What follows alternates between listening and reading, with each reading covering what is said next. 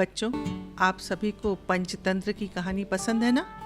तो आइए चलिए मेरे साथ पंचतंत्र का एक नया अध्याय खोलिए और एक नई कहानी देखिए।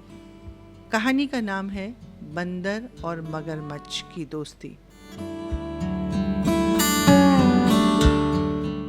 एक बार की बात है, एक नदी के किनारे बड़े ही मीठे रसीले जामुन के पेड़ पर एक बंदर रहता था।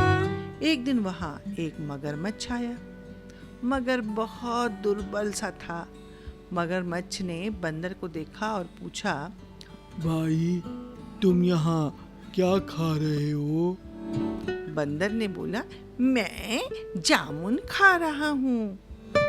भाई, तुम अकेले अकेले जामुन खा रहे हो, मुझे नहीं खिलाओगे? नहीं नहीं, तुम भी खाओ दोस्त, क्योंकि तुम मेरे मेहमान बनकर आए हो ना। यह कहकर बंदर ने कुछ जामुन पानी में गिरा दिए।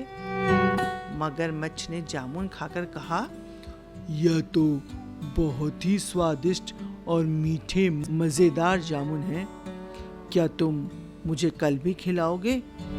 हाँ हाँ, क्यों नहीं, आखिर तुम मेरे दोस्त जो हो। ये सुनकर मगर बड़ा खुश हुआ और चला गया। दूसरे दिन फिर वापस आया।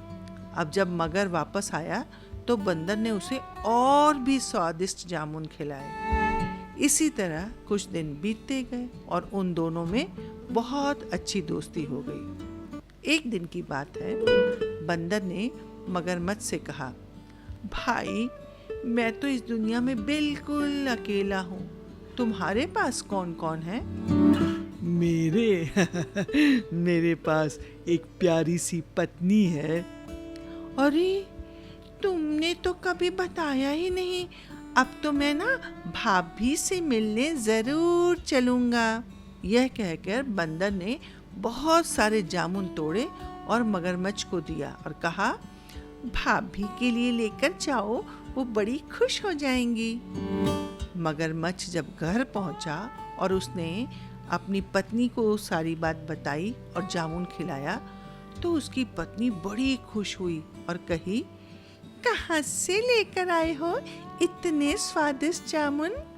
मगरमच्छ ने बंदर की सारी बात उसे बता दी।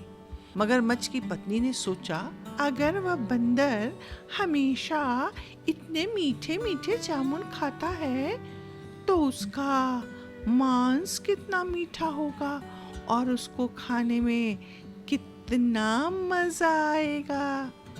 मगरमच्छ की पत्नी बंदर का मांस खाने के लिए इतनी लालची हो गई कि उसने मगरमच्छ से कहा, सुनो जी, तुम मुझे ना उस बंदर का मांस खिलाओ, वरना मैं ना तुम्हें घर में नहीं आने दूंगी।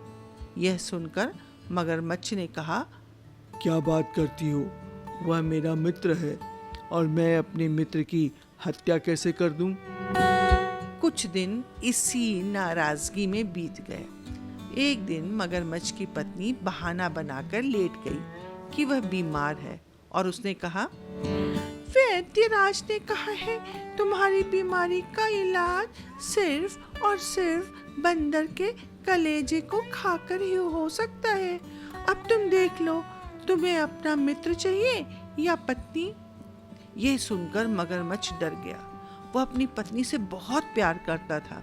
उसकी पत्नी भी दर्द भरी आवाज में बोल रही थी ताकि मगरमच्छ को लगे कि वह सच में बीमार है। मगरमच्छ अपनी पत्नी को बचाने के लिए बंदर को लाने का विचार करके चला गया। जब वह बंदर के पास पहुंचा तो बंदर से बोला, आज न मैं तुम्हें अपनी पत्नी से मिलाने के लिए लेकर चलूंगा।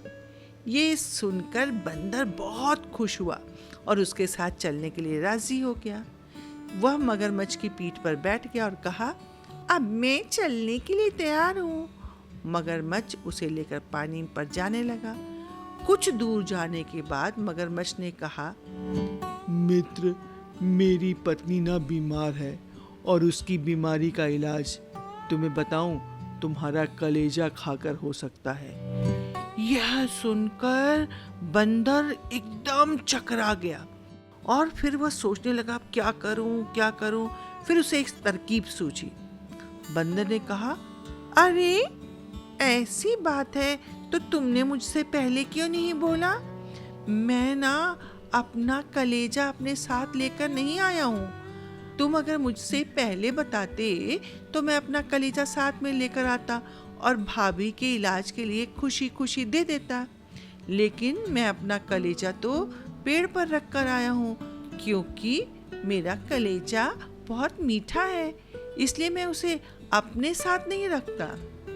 यह सुनकर मगरमच्छ को लगा अरे मेरा मित्र तो सच बोल रहा है।